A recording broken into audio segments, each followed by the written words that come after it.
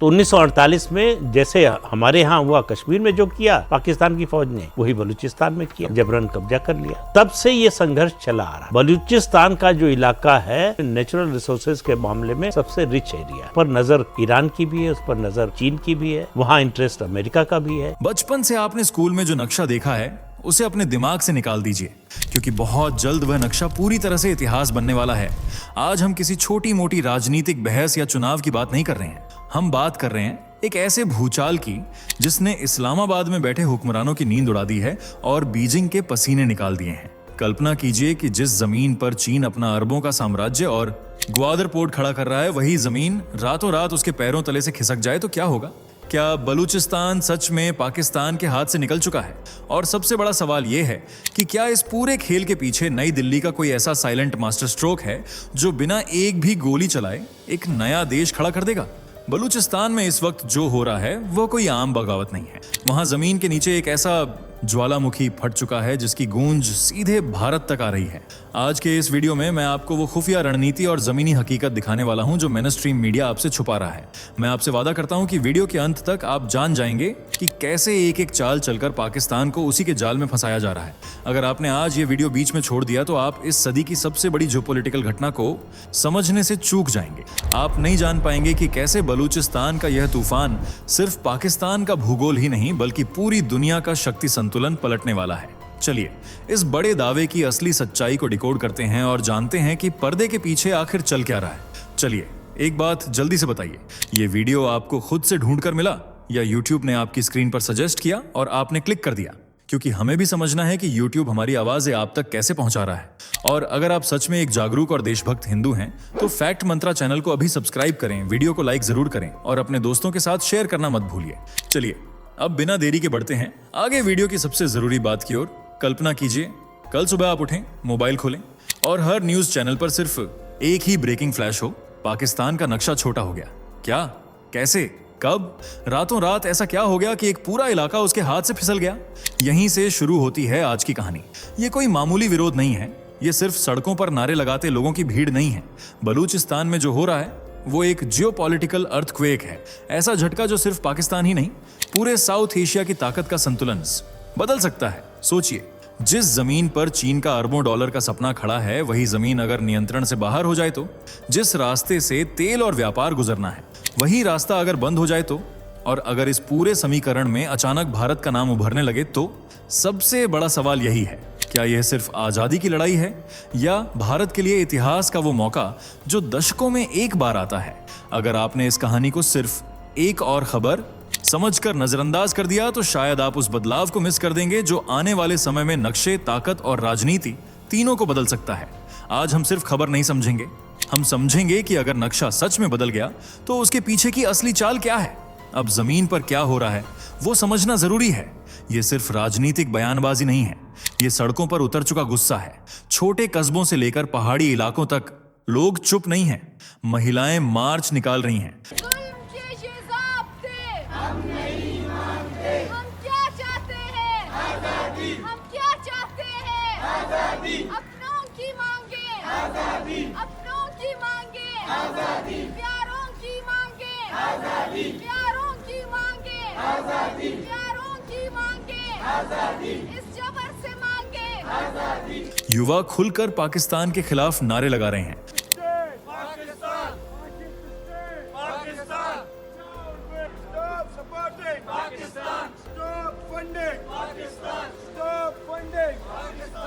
और कुछ जगहों पर हथियार भी उठाए जा चुके हैं।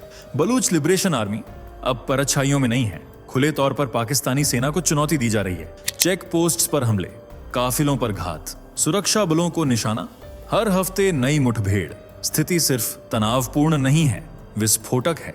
पाकिस्तान की सेना बार बार ऑपरेशन चलाती है, लेकिन हर ऑपरेशन के बाद एक नई खबर आती है, भारी नुकसान। सवाल उठता है, अगर कंट्रोल इतना मजबूत है तो नुकसान इतना ज्यादा क्यों? पहाड़ों में छिपे लड़ाके, रात के अंधेरे में हमले, अचानक धमाके।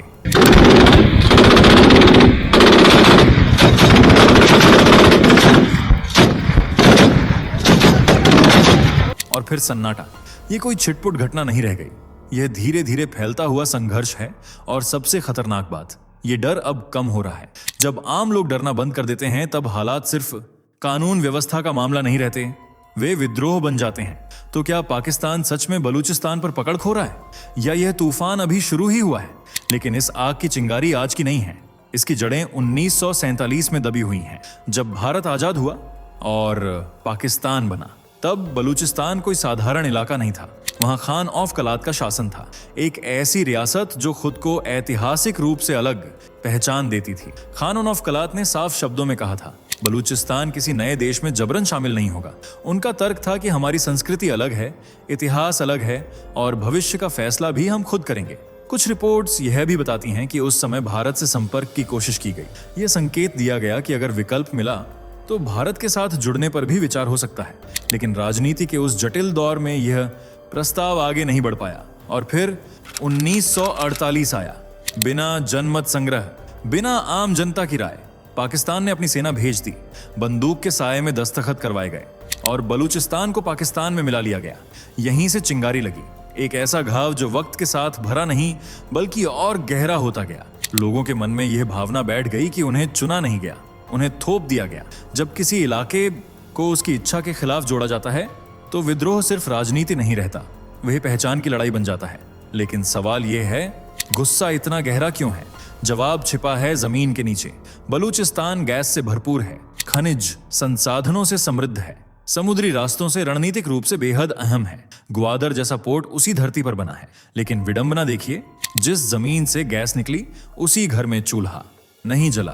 पाकिस्तान के बड़े शहर रोशनी में नहाए रहे, फैक्ट्रियां चली, उद्योग बढ़े, लेकिन बलूचिस्तान के कई इलाकों में आज भी बिजली, पानी, शिक्षा और रोजगार की भारी कमी है। सोचिए, आपके घर से सोना निकले और आपको ही 2 वक्त की रोटी के लिए संघर्ष करना पड़े।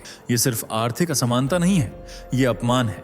लोगों का आरोप है कि संसाधनों का इस्तेमाल हुआ लेकिन बदले में विकास नहीं मिला। सड़कें नहीं बनी, स्कूल नहीं खुले, अस्पताल नहीं आए। यहीं से नैरेटिव बदलता है। मामला सिर्फ राजनीतिक अधिकार का नहीं रहता, यह बन जाता है शोषण बनाम अधिकार की लड़ाई। और जब लोगों को लगता है कि उनकी जमीन उनसे छीन ली गई है, तब गुस्सा विचारधारा नहीं देखता, वह विस्फोट बन जाता है। इसी गुस्से से जन्म हुआ बलूच लिबरेशन आर्मी का।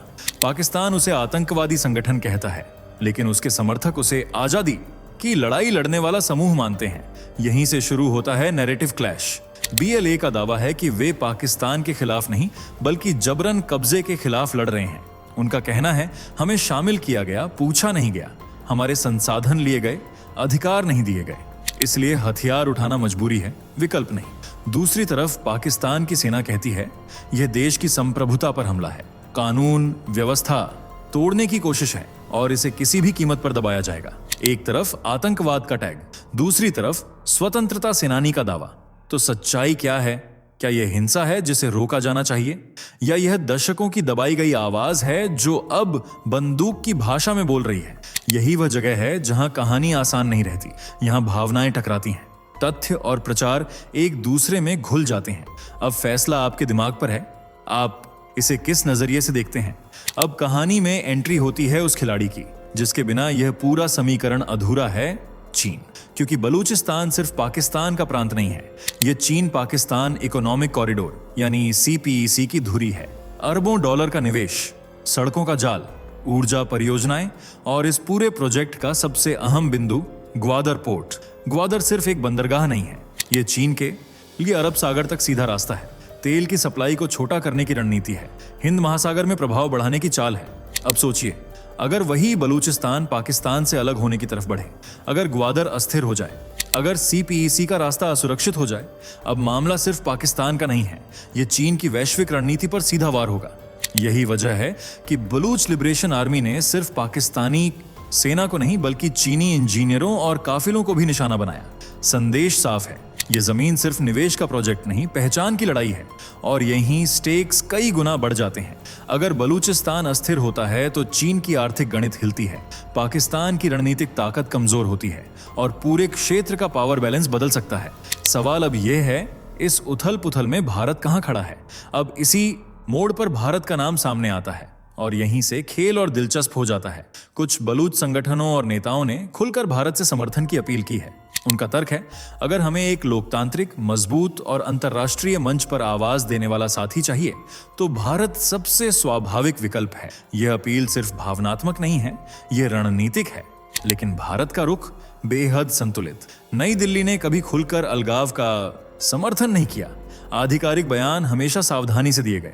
मानवाधिकारों की बात की गई, लोगों की आवाज सुने जाने की बात की गई। हाल ही में प्रवक्ता रणधीर जायसवाल ने भी संकेतों में यही कहा, अगर कोई क्षेत्र अपनी मांग उठा रहा है तो उसे दबाया नहीं जाना चाहिए। सीधे शब्द नहीं, लेकिन संदेश साफ। यहीं से पाकिस्तान का फियर नैरेटिव शुरू होता है। हर अस्थिरता के बाद आरोप, भारत शामिल है। हर हमले के बाद उंगली, बाहरी ताकतों का हाथ है। असल में यह एक शतरंज की बिसात है। चालें दिखती कम हैं, असर ज्यादा होता है। भारत खुलकर आगे नहीं बढ़ता, लेकिन पूरी दुनिया देख रही है कि अगर हालात बदलते हैं तो सबसे बड़ा रणनीतिक फायदा किसे हो सकता है।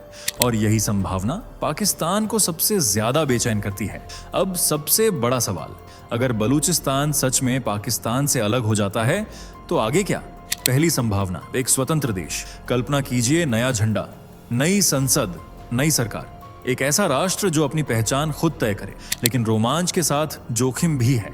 सीमित अर्थव्यवस्था, अंदरूनी गुटबाजी का खतरा, पड़ोस में पाकिस्तान और ईरान जैसे शक्तिशाली देश। स्वतंत्रता का सपना सुंदर है, पर उसे टिकाए रखना आसान नहीं। दूसरी संभावना, चीन का प्रभाव। अगर पाकिस्तान कमजोर पड़ता है तो क्या चीन सीधे हस्तक्षेप कर सकता है? आर्थिक मदद के नाम पर गहरी पकड़, CPEC को बचाने के लिए नई डील। सोचिए, नाम भले बलूचिस्तान का हो, लेकिन फैसले कहीं और से हों। विकास तेज हो सकता है, निवेश बढ़ सकता है, लेकिन क्या असली आजादी बचेगी? तीसरी संभावना, भारत से रणनीतिक जुड़ाव। सीधा विलय हो या ना हो, लेकिन रक्षा, व्यापार, कूटनीति में गहरा सहयोग। यह विकल्प पूरे समीकरण को बदल सकता है। भारत को अरब सागर में नई रणनीतिक गहराई, पाकिस्तान की भौगोलिक पकड़ कमजोर, चीन की योजना पर दबाव। हर संभावना में खतरा है, लेकिन हर संभावना में एक ऐतिहासिक अवसर भी है। अगर सही कदम उठाया गया तो नक्शा ही नहीं, शक्ति संतुलन बदल सकता है। अगर गलत फैसला हुआ तो अराजकता पूरे क्षेत्र को निगल सकती है। तो भविष्य किस दिशा में मुड़ेगा? यही वह मोड़ है जहां इतिहास लिखा जाएगा, और शायद बहुत जल्दी। अब एक पल के लिए सबसे साहसी संभावना सोचिए, अगर बलूचिस्तान भारत से जुड़ता है तो क्या बदलेगा?